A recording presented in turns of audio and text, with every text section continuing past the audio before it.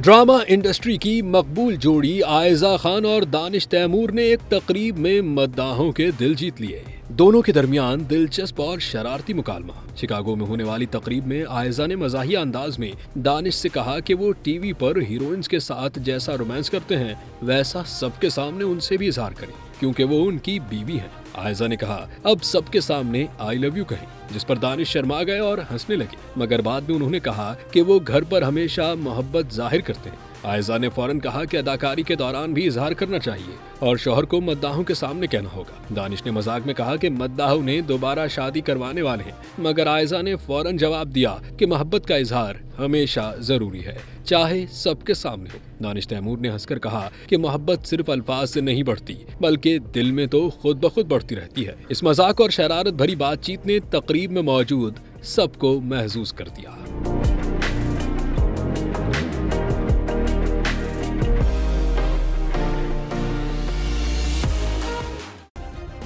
Subscribe करें और bell दबाएं ताकि कोई खबर रह न जाए।